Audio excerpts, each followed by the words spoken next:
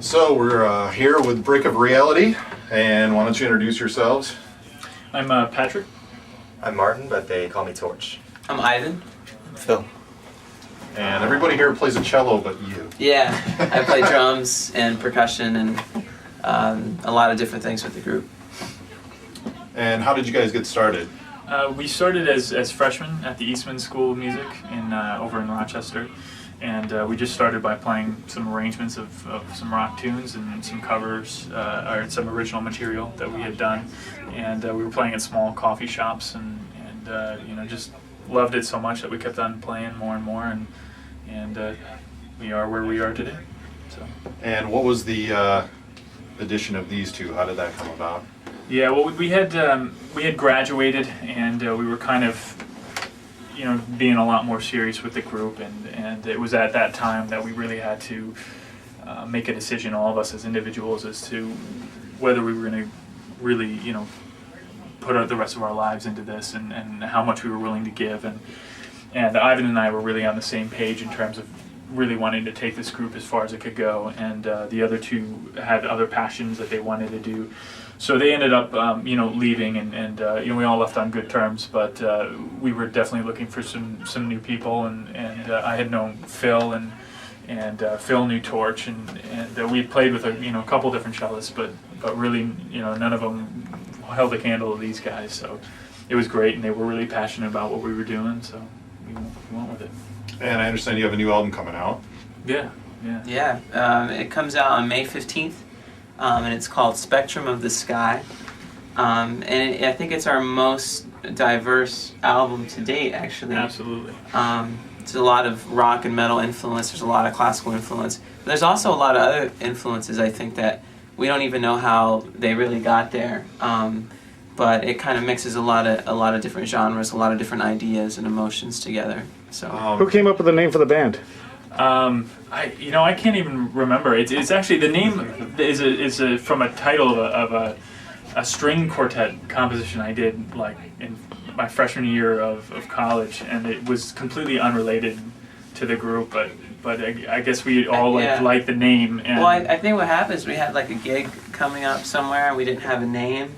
Yeah. Like we saw like that piece of music on the floor that said "Break of Reality." We were like, "Well, we got to pick something." So. Yeah, it worked well for us because at the time we were at this classical conservatory, and everybody was really traditionally classical there, and so what we were doing was really separate from everybody else, and so it was, it made sense. We were kind of the break from the reality at classical conservatory.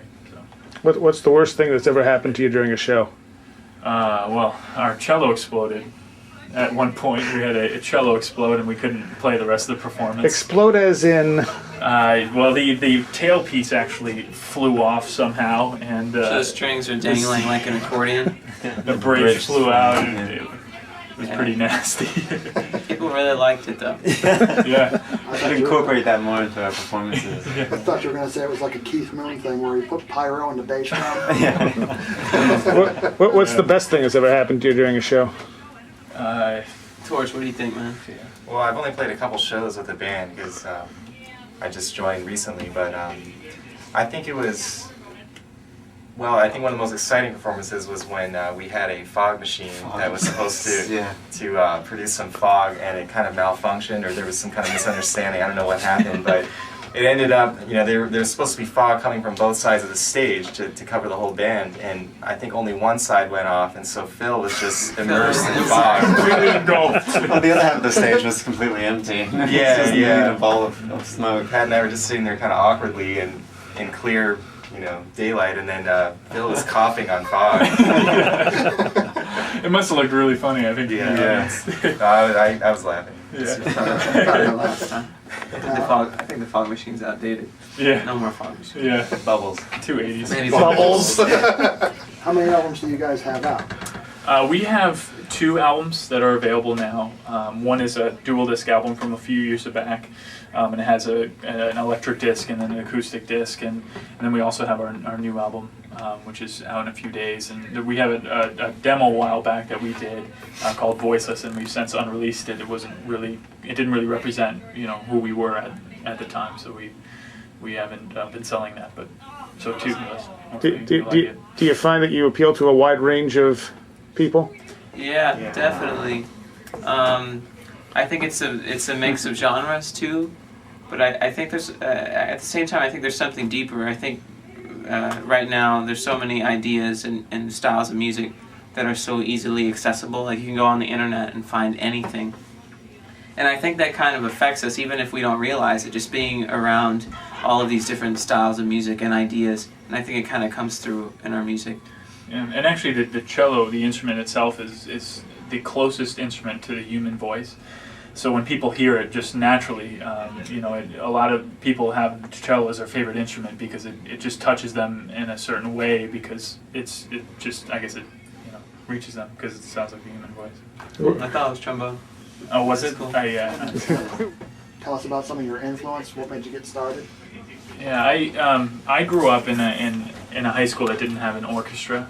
Actually, I started in Rochester and then I moved right away, so I didn't have an orchestra in my school. And all my friends were metalheads, and they took me to all the rock concerts, and so it was so new to me, and I was just so taken by the energy at the performances. It was amazing, something I hadn't seen in classical music. Was just so energetic, and people were getting into it so much, and that immediately hooked me. Just that whole energy. And so when I went to school, I had a couple of arrangements, and Apocalyptica was out at the time, and they were doing rock on or metal Metallic on cellos and things like that. And so we had a couple of their arrangements, and I got some guys together, and we just read, and it's started from that. But Apocalyptica was definitely a big starter to that. They kind of showed us that we could do these great things on our instruments. And you do quite a few covers as well, right? Yeah. What percentage of your sets usually covers? I don't know. Very small, just usually one or two covers Just one or two? for a show. Has it always been like that?